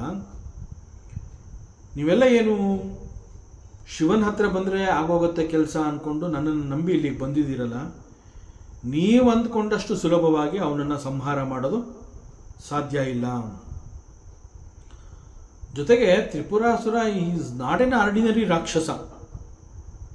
ಯಾಕೆ ಅಂತಂದರೆ ಅವನು ತನ್ನ ಸುಭದ್ರತೆಗಾಗಿ ಯಾವ ರೀತಿಯ ವರವನ್ನು ಕೇಳ್ಕೊಂಡಿದ್ದಾನೆ ಅಂತಂದರೆ ಆಶ್ಚರ್ಯ ಆಗತ್ತೆ. ಅಂತರಿಕ್ಷದಲ್ಲಿ ಹಾರಾಡುವಂತಹ 3 ಅರಮನೆಗಳನ್ನು ಕೇಳಿದ್ದಾನೆ. ಆ ಅರಮನೆಗಳಲ್ಲಿ ಎಲ್ಲಿ ಬೇಕಾದರೂ ಅವನು ಇರ್ತಾನೆ ಮತ್ತು ಒಂದೊಂದು ದಿಕ್ಕಿನಲ್ಲಿ ಎಲ್ಲೆಲ್ಲೋ ಹಾರಾಡ್ತಾ ಇರುತ್ತದು. ಸೊ ಅಂತರಿಕ್ಷದಲ್ಲಿ ಹಾರಾಡ್ತಾ ಇರುವಂತಹ ಈ ಅರಮನೆಯಲ್ಲಿ ಯಾವ ಅರಮನೆಯಲ್ಲಿ ಇದ್ದಾನೆ ಅನ್ನುವಂತಹದ್ದು ನನಗೂ ಕೂಡ ಗೊತ್ತಿಲ್ಲ, ನನಗೂ ಕೂಡ ಗೊತ್ತಾಗಬಾರ್ದು ಅನ್ನುವಂತಹ ವರವನ್ನು ಅವನು ಪಡ್ಕೊಂಡ್ಬಿಟ್ಟಿದ್ದಾನೆ. ಸೊ ಅದರಿಂದ ಅವನು ಈ 3 ಅರಮನೆಯಲ್ಲಿ ಎಲ್ಲಿದ್ದಾನೆ ಅಂತ ಹೇಗೆ ಗೊತ್ತು? ಬಹಳ ಕಷ್ಟ. ಜೊತೆಗೆ ಅವನು ಮರಣ ಆಗಬೇಕು ಅಂತಂದರೆ 3 ಅರಮನೆಗಳು ಕೂಡ ಒಂದೇ ಅಲೈನ್ಮೆಂಟಲ್ಲಿ ಇರಬೇಕು. ಆಗ ಒಂದೇ ಬಾಣವನ್ನು ಪ್ರಯೋಗ ಮಾಡಬೇಕು. ಜೊತೆಗೆ 1000 ವರ್ಷಕ್ಕೆ ಒಮ್ಮೆ ಮಾತ್ರ ಅವನ ಈ ಅರಮನೆಗಳು ಒಂದು ಸ್ಟ್ರೈಟ್ ಲೈನಲ್ಲಿ ಬಂದು ನಿಂತ್ಕೊಳ್ಳುತ್ತೆ. ಸೊ ಇಂತಹದ್ದೆಲ್ಲ ಕೂಡಿ ಬರಬೇಕು. ಸೊ ಅವನು ಎಲ್ಲಿದ್ದಾನೆ, ಆ 1000 ವರ್ಷದಲ್ಲಿ ಅದೆಲ್ಲ ಅಲೈನ್ ಆಗೋ ಟೈಮಲ್ಲಿ ನಾವು ಎಲ್ಲಿರ್ತೀವಿ, ಅವನು ಎಲ್ಲಿರ್ತಾನೆ, ಇದು ಸುಲಭ ಅಲ್ಲ. ಇರಲಿ, ಇದಕ್ಕೆ ಪ್ರಯತ್ನ ಮಾಡೋಣ. ಆದರೆ ಇದು ನನ್ನೊಬ್ಬನಿಂದ ಆಗುವಂಥದ್ದಲ್ಲ. ನೀವೆಲ್ಲ ಬಂದು ನಾನು ಕೇಳಿದ್ದೀರಾ, ನಾನು ಮಾಡಿಕೊಟ್ಬಿಡ್ತೀನಿ ಅಂತ ನಿಮಗೆ ಆಶ್ವಾಸನೆ ಕೊಡೋಕ್ಕಾಗೋದಿಲ್ಲ. ಸೊ ನಾನು ಒಪ್ಕೋತೀನಿ, let us do it as a team work. ಇದೊಂದು ದೊಡ್ಡ ಪ್ರಾಜೆಕ್ಟ್. ತ್ರಿಪುರಾಸುರನ ಸಂಹಾರ ಅನ್ನುವಂತಹದ್ದು ಒಂದು ದೊಡ್ಡ ಪ್ರಾಜೆಕ್ಟ್. ಸೊ ಇಲ್ಲಿ ಎಲ್ಲರೂ ಸೇರಿ ಕೆಲಸ ಮಾಡಬೇಕು, ಆಗ ನಮಗೆ ಯಶಸ್ಸು ಸಿಗತ್ತೆ. ಅದರಿಂದ ಈ ಒಂದು ಕೆಲಸದಲ್ಲಿ ನೀವೆಲ್ಲರೂ ಕೈಗೂಡಿಸಬೇಕು, ಆಗ ಅವನ ಮರಣ ಆಗೋದಕ್ಕೆ ಸಾಧ್ಯ. ಸೊ ಅದರಿಂದ ಇದು ನಾನೊಬ್ಬನೇ ಮಾಡೋವಂತಹದ್ದಲ್ಲ, ನನ್ನ ಜೊತೆಗೆ ನೀವೆಲ್ಲರೂ ಸೇರಿ ಕೈ ಜೋಡಿಸ್ಬೇಕು, ಆಗ ನಾವೆಲ್ಲ ಸೇರಿ ಪ್ರಯತ್ನವನ್ನು ಮುಂದುವರಿಸಬಹುದು ಅಂತ ಶಿವ ಅವರಿಗೆ ಆಶ್ವಾಸನೆಯನ್ನು ಕೊಡ್ತಾನೆ. ಸೊ ಅಲ್ಲಿಗೆ ಕೇಳ್ಕೊಳ್ಳೋಕೆ ಬಂದಿದ್ದಂತಹ ಸಮಸ್ತ ದೇವತೆಗಳು ಕೂಡ ಈ ಶಿವನ ಈ ಒಂದು ಮಾತನ್ನು ಗೌರವಿಸ್ತಾರೆ, ಒಪ್ಕೋತಾರೆ. Yes, we all will work together, ನಾವೆಲ್ಲರೂ ಸೇರಿ ಇದನ್ನು ಮಾಡೋಣ. ಸೊ ತ್ರಿಪುರಾಸುರ ಅಂತರಿಕ್ಷದಲ್ಲಿ ಹಾರಾಡುವಂತಹ ಅರಮನೆಗಳನ್ನು ಪಡ್ಕೊಂಡಿದ್ದಾನೆ. ಸೊ 3 ಅರಮನೆಗಳು ಅಂತರಿಕ್ಷದಲ್ಲಿ ಹಾರಾಡ್ತಾ ಇರುತ್ತೆ. ಅಂತಹ ಹಾರಾಡುವ ಅರಮನೆಗಳ ಮುಂದೆ ನಮ್ಮ ರಥ ಹೋಗಿ ನಿಂತ್ಕೋಬೇಕು, ಫೈಟ್ ಮಾಡಬೇಕು ಅಂತಂದರೆ. ಸೊ ನಮ್ಮದು ಒಂದು ಬಲಿಷ್ಠವಾದ ರಥ ಆಗಬೇಕು. ಸೊ ಇಷ್ಟು ದೊಡ್ಡ ರಥವನ್ನು ಹೇಗೆ ನಿರ್ಮಾಣ ಮಾಡೋದು? So as a team work ಎಲ್ಲ ಒಪ್ಕೊಂಡಿರೋದ್ರಿಂದ ಒಂದು ದೊಡ್ಡ ರಥವನ್ನು ನಿರ್ಮಿಸ್ತಾರೆ. ಆ ರಥದಲ್ಲಿ ಹೋಗಿ ತ್ರಿಪುರಾಸುರನನ್ನು ಎದುರಿಸಬೇಕು ಅಂತ ಪ್ಲ್ಯಾನ್ ಮಾಡ್ತಾರೆ. ಸೊ ಅದೊಂದು ಬಹಳ ದೊಡ್ಡ ರಥ ಆಗಿರುತ್ತೆ ಮತ್ತು ವೆರಿ ಸ್ಟ್ರಾಂಗ್ ರಥ ಆಗಿರುತ್ತೆ. ಈ ರೀತಿಯ ಒಂದು ರಥದ ನಿರ್ಮಾಣ ಆಗಬೇಕು ಅಂತಂದಾಗ ಅಲ್ಲಿ ಯಾರ್ಯಾರು ಯಾವ ಯಾವ ಕೆಲಸಗಳನ್ನು ಮಾಡಬೇಕು, ಸೊ ಪ್ರತಿಯೊಬ್ಬರು ಎಲ್ಲ ಸಮಸ್ತ ದೇವತೆಗಳು ಕೂಡ ಇದರಲ್ಲಿ ಭಾಗಿಯಾಗಿರಬೇಕು ಅಂತಂದಾಗ ಯಾರ್ಯಾರು ಹೇಗೆ ಭಾಗಿಯಾಗಿದ್ದಾರೆ, ಯಾರ್ಯಾರ ಕಾಂಟ್ರಿಬ್ಯೂಷನ್ ಈ ಒಂದು ಪ್ರಾಜೆಕ್ಟ್ನಲ್ಲಿ ಹೇಗಿದೆ ಅನ್ನುವಂತಹ ಶ್ಲೋಕವನ್ನು ಇಲ್ಲಿ Pushpadantacharya he is describing. And this verse, ಈ ಒಂದು ಶ್ಲೋಕ ಏನು ಹೇಳುತ್ತೆ ಅಂತಂದರೆ, ಕ್ಷೋಣೀರತಃ, ಕ್ಷೋಣಿ ಅಂತಂದರೆ ಭೂಮಿ, ಭೂಮಿಯನ್ನು ಕ್ಷೋಣಿ ಅಂತ ಕರೀತಾರೆ. ಭೂಮಿಯ ಮತ್ತೊಂದು ಹೆಸರು is called kshoni. So this earth, ಈ ಒಂದು ದ ಎಂಟೈರ್ ಭೂಮಂಡಲ, ಈ ಭೂಮಿ ಎನ್ನುವಂತಹದ್ದು ಒಂದು ರಥವಾಗಿ ಮಾರ್ಪಾಡಾಗತ್ತೆ. ಸೊ ಭೂಮಿ ಕೂಡ ಒಪ್ಕೋತಾಳೆ, ನನ್ನನ್ನು ನೀವು ಒಂದು ದೊಡ್ಡ ಸ್ಟ್ರಾಂಗ್ ರಥ ಅಂತ ಹೇಳಿ ನೀವು ನನ್ನನ್ನು ಉಪಯೋಗಿಸ್ಕೋಬಹುದು ಅಂತ ಹೇಳಿ ಭೂಮಿ it became a ratha. And Shatadhriti ಯಂಥ, ಶತಧೃತಿ ಯಂಥ, ಈ ರಥವನ್ನು ಓಡಿಸೋದಕ್ಕೆ ಒಬ್ಬ ಸಾರಥಿ ಇರಬೇಕಲ್ಲ. That sarathi is Brahmaji. Brahmaji he becomes sarathi. Agendra ಧನುಹು. ಸೊ ಅಗೇಂದ್ರ ಅಂತಂದ್ರೆ ಮೌಂಟ್ ಮೇರು, ಮೇರು ಪರ್ವತ ಅಂತ ಹೇಳ್ತೀವಲ್ಲ, ಅದು ಅಗೇಂದ್ರ. ಸೊ ದಿಸ್ ಮೇರು ಪರ್ವತ ಇಟ್ ಬಿಕೇಮ್ ದ ಧನಸ್ಸು, ಒಂದು ದೊಡ್ಡ ಬಿಲ್ಲು ಅದು. ಸೊ ಭೂಮಿ ಏನೋ ಒಂದು ದೊಡ್ಡ ರಥವಾಗಿ ಮಾರ್ಪಾಡಾಯಿತು. ಆ ರಥಕ್ಕೆ ಬ್ರಹ್ಮಾಜಿ ಹಿ ಬಿಕೇಮ್ ಸಾರಥಿ, ಅದು ಆಯಿತು. ಮತ್ತು ತ್ರಿಪುರಾಸುರನ ಸಂಹಾರಕ್ಕೆ ಬೇಕಾಗಿರುವಂತಹ ಒಂದು ಆಯುಧ ಅಂತಂದರೆ ಮೇರು ಪರ್ವತವೇ ಒಂದು ಧನಸ್ಸಾಗಿ ಮಾರ್ಪಾಡಾಯಿತು. ನೌ ದಿಸ್ ರಥ ಇಟ್ ಶುಡ್ ಮೂವ್. ಸೊ ಈ ರಥ ಚಲಿಸಬೇಕು ಅಂತ ಹೇಳಿದ್ರೆ ರಥಕ್ಕೆ ಚಕ್ರಗಳು ಬೇಕು. ಇದು ಎಷ್ಟು ದೊಡ್ಡ ರಥ, ಇಷ್ಟು ದೊಡ್ಡ ರಥಕ್ಕೆ ಚಕ್ರಗಳು ಅಂತಂದರೆ ಸಾಮಾನ್ಯನಾ? ಸೊ ಯಾರು ಈ ರಥಕ್ಕೆ ಚಕ್ರಗಳಾಗ್ತಾರೆ ಅಂತಂದರೆ ಚಂದ್ರ ಅರ್ಕೌ, ಸೂರ್ಯ ಮತ್ತು ಚಂದ್ರರು ಈ ರಥಕ್ಕೆ ಗಾಲಿಗಳಾಗ್ತಾರೆ, ಚಕ್ರಗಳಾಗ್ತಾರೆ. ಸೊ ಈಗ ರಥ ಆಯಿತು, ಬ್ರಹ್ಮಾಜಿ ಸಾರಥಿಯಾದ, ಮೇರು ಪರ್ವತ ಬಿಲ್ಲಾಯಿತು, ರಥದ ಚಕ್ರಗಳು ಅಂತ ಹೇಳಿ ಸೂರ್ಯ ಚಂದ್ರ ಕೂಡ ಗಾಲಿಗಳಾದರು. ಆಮೇಲೆ ರಥಚರಣಪಾಣಿ ಶರ ಇತಿ. ರಥಚರಣಪಾಣಿ ಎನ್ನುವಂತಹದ್ದು ವಿಷ್ಣುವಿನ ಹೆಸರು. ಯಾಕೆಂತಂದರೆ ಪಾಣಿ ಅಂತಂದರೆ ಕೈ, ರಥಚರಣ ಅಂತಂದರೆ ರಥದ ಕಾಲು, ರಥದ ಕಾಲು ಅಂತಂದರೆ ರಥದ ಗಾಲಿ. ಸೊ ವಿಷ್ಣುವಿನ ಕೈನಲ್ಲಿ ಒಂದು ಚಕ್ರ ಇರುತ್ತೆ, ವಿಷ್ಣು ಚಕ್ರ ಅಂತ ಹೇಳ್ತೀವಿ ನಾವು, ಸುದರ್ಶನ ಚಕ್ರ ಅಂತ ಹೇಳ್ತೀವಿ. ಸೊ ರಥಚರಣ ಪಾಣಿ ಅಂತಂದರೆ that is another name of the lord Vishnu. So this Vishnu he becomes shara, ಅವನೊಂದು ಬಾಣವಾಗಿ ಮಾರ್ಪಾಡಾಗ್ತಾನೆ. So this Vishnu Bhagavan he became the arrow, ಅವನು ಒಂದು ಬಾಣವಾಗಿ ಈ ಒಂದು ತ್ರಿಪುರಾಸುರನ ಸಂಹಾರದ ಪ್ರಾಜೆಕ್ಟ್ಗೆ ಅವನು ಕೂಡ ಸೆಲೆಕ್ಟ್ ಆಗ್ತಾನೆ. ಹೀಗೆ ಈ ತ್ರಿಪುರಾಸುರನ ಸಂಹಾರಕ್ಕಾಗಿ ಅನೇಕ ದೇವತೆಗಳೆಲ್ಲರೂ ಸೇರಿ ಒಟ್ಟಾಗಿ ಕೆಲಸ ಮಾಡ್ತಾ ಇದ್ದಾರೆ.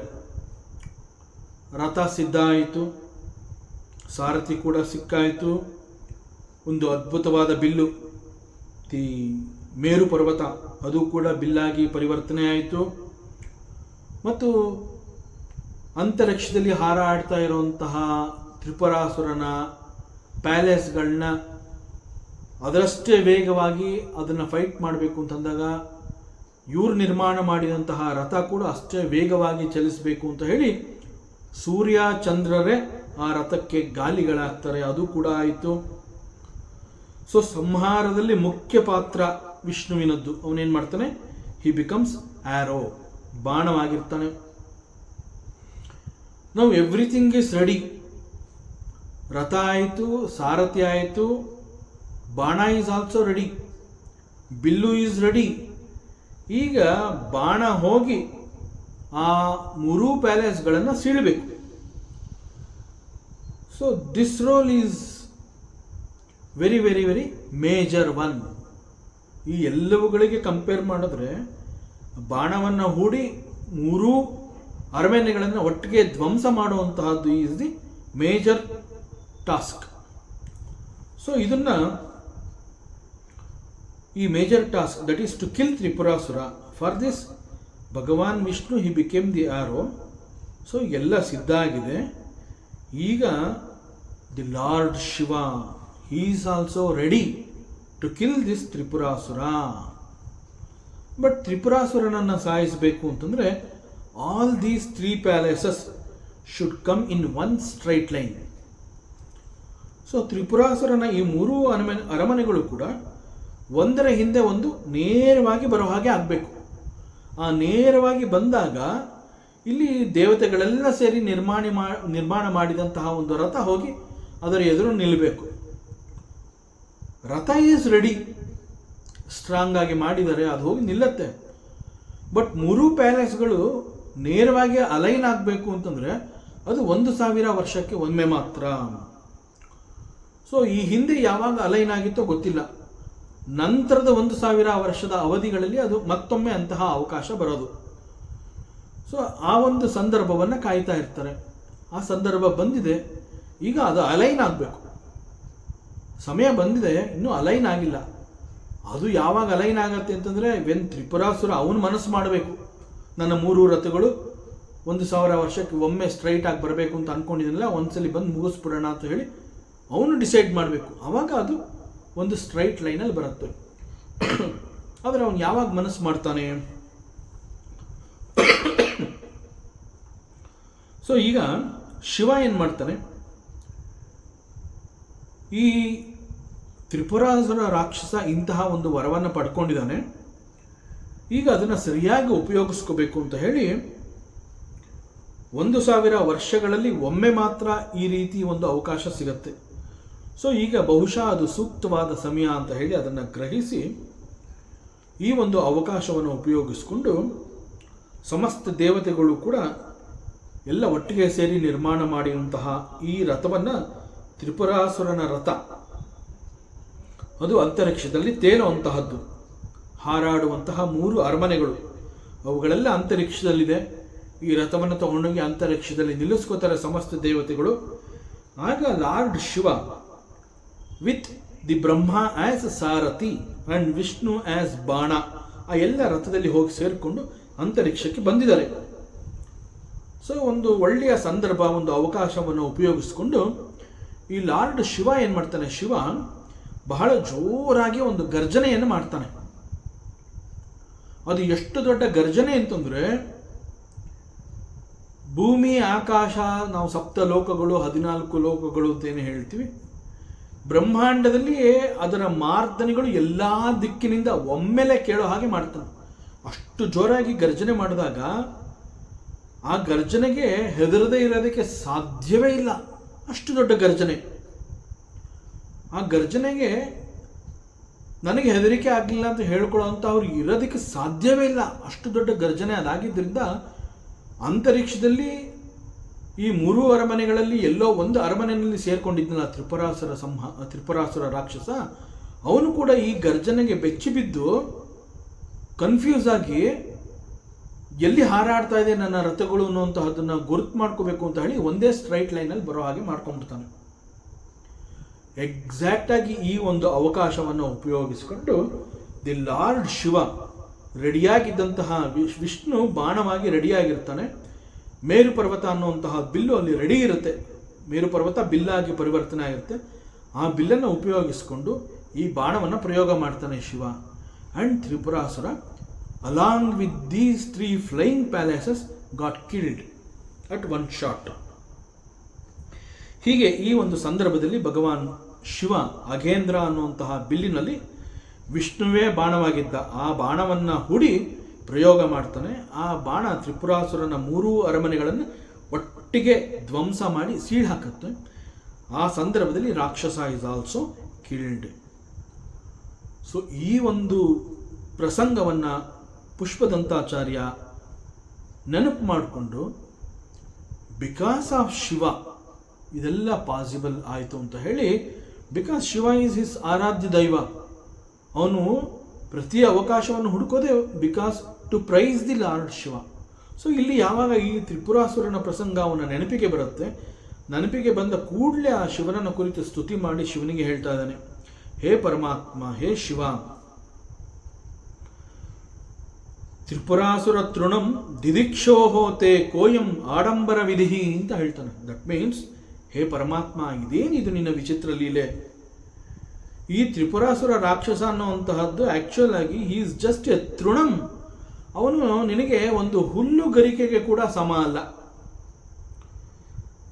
ಅವನು ಏನೇನೂ ಅಲ್ಲ. ಏನೇನೂ ಅಲ್ಲದ ಈ ತ್ರಿಪುರಾಸುರನ ಸಂಹಾರಕ್ಕಾಗಿ ಒಂದು ಭೂಮಿಯನ್ನು ರಥ ಮಾಡ್ಕೋಬೇಕಾಯ್ತು, ಸಮಸ್ತ ದೇವತೆಗಳು ಆ ಒಂದು ಪ್ರಾಜೆಕ್ಟ್ಗೆ ವರ್ಕ್ ಮಾಡಬೇಕಾಯ್ತು, ಸೂರ್ಯ ಚಂದ್ರರು ಚಕ್ರಗಳಾದರು, ಮೇರು ಪರ್ವತ ಬಿಲ್ಲಾಯಿತು, ಬ್ರಹ್ಮ ರಥದ ಸಾರಥಿಯಾದ, ಜೊತೆಗೆ ಭಗವಾನ್ ವಿಷ್ಣು ಹಿ ಬಿಕೇಮ್ ದಿ ಬಾಣ. ಆದರೆ ಸಂಹಾರ ಮಾಡಿದ್ ನೀನು. ಹೇಗೆ ಸಂಹಾರ ಮಾಡಿದಿ ಅಂತಂದರೆ, it is because of your that ದೊಡ್ಡ ರೋರಿಂಗ್ ಅಂತಂದರೆ ಗರ್ಜನೆ. ಆ ಶಬ್ದಕ್ಕೆ ಹೆದರಿ ತ್ರಿಪುರಾಸುರನ 3 ಅರಮನೆಗಳು ಕೂಡ ನೇರವಾದ ಒಂದೇ ಲೈನಲ್ಲಿ ಬಂದು ನಿಂತ್ಕೊಂಡಾಗ ನೀನು ಬಾಣವನ್ನು ಬಿಟ್ಟು ಅವನ್ನ ಸಾಯಿಸಿದೆ. It is nothing for you. ಇದು ಯಾವುದು ಇಲ್ಲದೆ ನೀನು ಅವನನ್ನು ಕೊಲ್ಬೋದಾಗಿತ್ತು. ಆದರೆ ಇಷ್ಟು ದೊಡ್ಡ ಲೀಲೆಯನ್ನು ಯಾಕೆ ನೀನು ಮಾಡಿದೆ? ಇದು ಬಹಳ ಆಡಂಬರ ಅಂತ ಅನ್ನಿಸ್ಲಿಲ್ವಾ? ಈ ರೀತಿ ಪ್ರಶ್ನೆಯನ್ನು ಮಾಡ್ತಾ ಇದ್ದೀನಿ.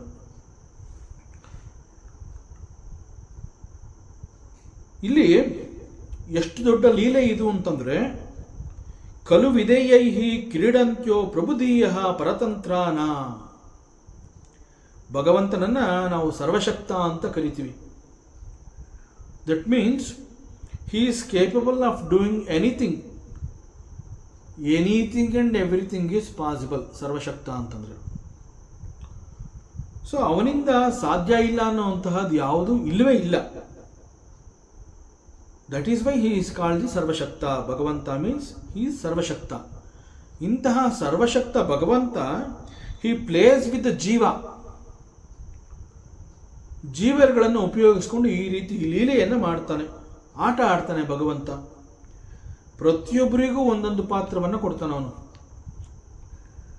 ನೀನು ಈ ರೀತಿ ಮಾಡು, ನೀನು ಇಂಥವನು, ನೀನು ಅಂಥವನು ಅಂತ ಹೇಳಿ ಪ್ರತಿಯೊಬ್ಬರಿಗೂ ಒಂದೊಂದು ಪಾತ್ರವನ್ನು ಕೊಟ್ಟು, ಈ ಒಂದು ನಾಟಕ ಇದು, ಈ ನಾಟಕದ ಸೂತ್ರಧಾರಿ ನೀನೇ ಕಣಯ್ಯ, ಇಷ್ಟು ದೊಡ್ಡ ನಾಟಕ ಬೇಕಾ ಅಂತ ಹೇಳ್ತೀಯ. ಪ್ರತಿಯೊಬ್ಬರಿಗೂ ಒಂದೊಂದು ಪಾತ್ರವನ್ನು ಕೊಡ್ತೀಯ ನೀನು. ಭೂಮಿಗೆ ರಥ ಆಗು ಅಂತ ಹೇಳ್ತೀಯ, ವಿಷ್ಣುವಿಗೆ ಬಾಣ ಆಗು ಅಂತ ಹೇಳ್ತೀಯ, ಬ್ರಹ್ಮನಿಗೆ ನೀನು ಸಾರಥಿ ಆಗು ಅಂತೀಯ, ಮೇರು ಪರ್ವತಕ್ಕೆ ಬಿಲ್ಲಾಗು ಅಂತೀಯ. ಏನಪ್ಪ ಇದು ನಿನ್ನ ಲೀಲೆ? ಇದೆಲ್ಲ ಯಾಕೆ ನೀನು ಮಾಡ್ತೀಯ? ಇನ್ಫ್ಯಾಕ್ಟ್ ಮಾಡೋದೆಲ್ಲ ನೀನೇ, ಆದರೆ ಎಲ್ಲರಿಗೂ, ಎಲ್ಲ ಜೀವಗಳಿಗೂ ಒಂದೊಂದು ಪಾತ್ರವನ್ನು ಕೊಟ್ಬಿಡ್ತೀಯ. ಆದರೆ ಪಾತ್ರ ಮಾಡೋದಕ್ಕೆ ಅವರಲ್ಲಿ ಆ ಶಕ್ತಿ ಬೇಕು, ಯುಕ್ತಿ ಬೇಕು. ಅದು ನೀನು ಕೊಟ್ಟರೆ ಮಾತ್ರ ಆ ಯುಕ್ತಿ ಶಕ್ತಿ ವರ್ಕ್ ಆಗುವಂತಹದ್ದು. That means that is your own creation. ನೀನಲ್ಲದೆ ಸುಮ್ಮನೆ ನೀನು ಹೇಳಿದೆ ಅಂತ ಅಂದ್ಬಿಟ್ಟು ಆ ಪಾತ್ರಧಾರಿಗಳವರೆಲ್ಲ, ಅವರಲ್ಲಿ ಶಕ್ತಿನೇ ಇಲ್ಲ. ಆ ಪಾತ್ರಕ್ಕೆ ಜೀವ ತುಂಬೋದು ನೀನೇ.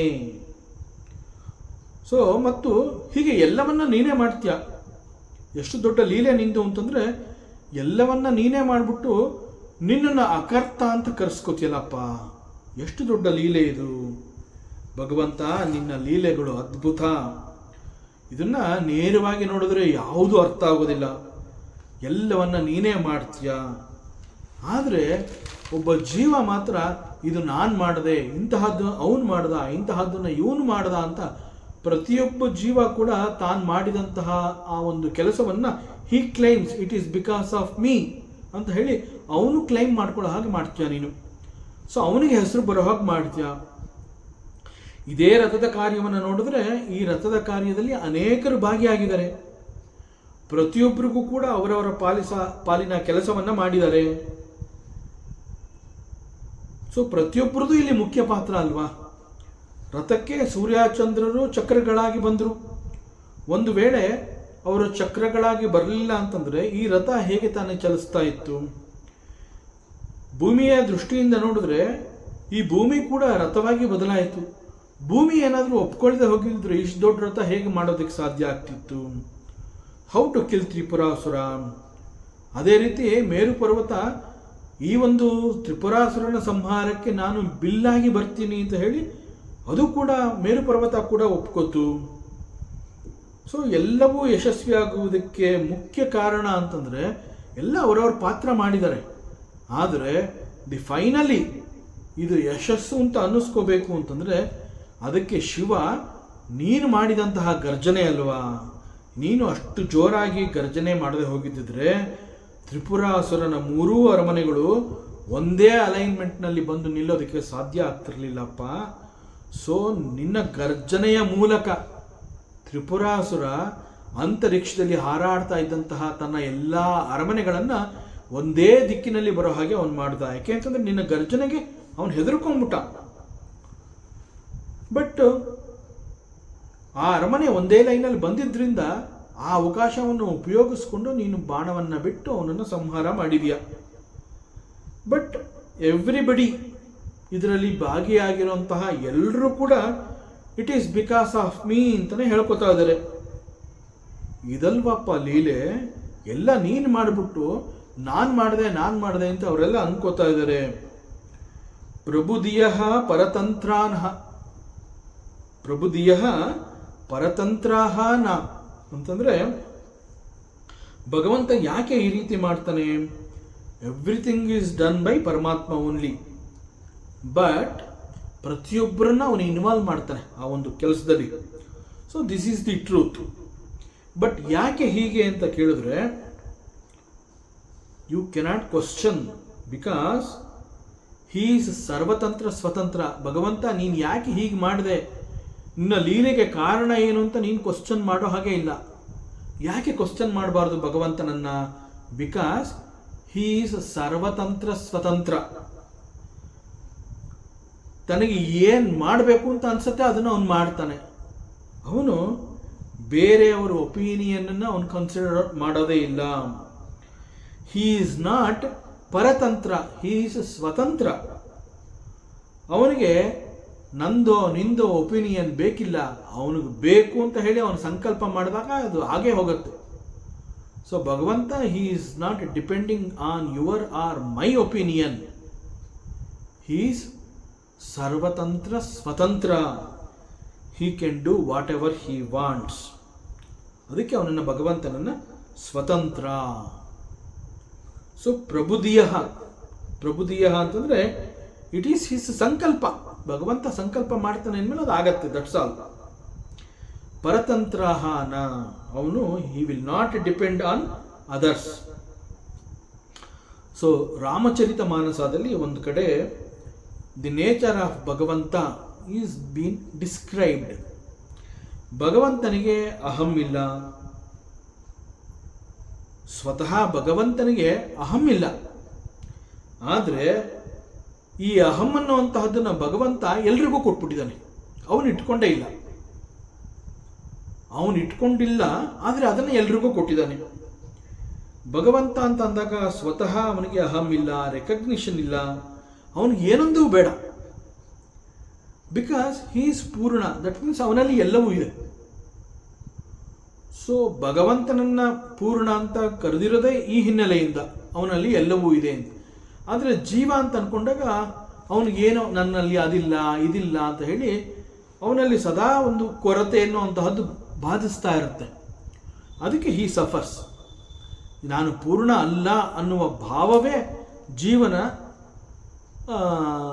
ದುಃಖಕ್ಕೆ ಕಾರಣ ಆಗುತ್ತೆ. ಅದರಿಂದ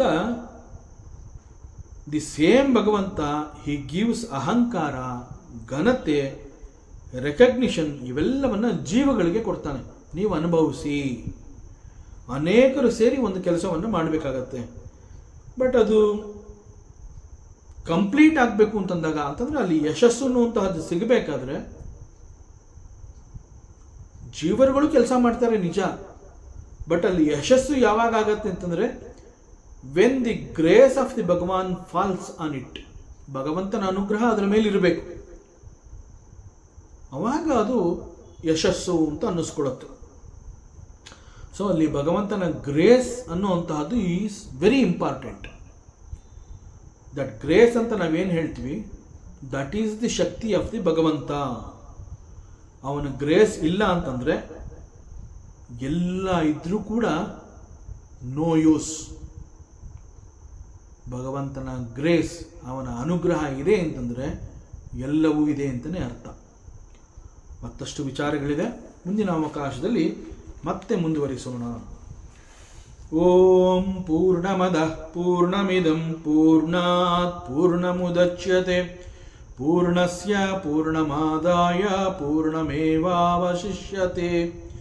ಓಂ ಶಾಂತಿ ಶಾಂತಿ ಶಾಂತಿ. ಹರಿ ಓಂ.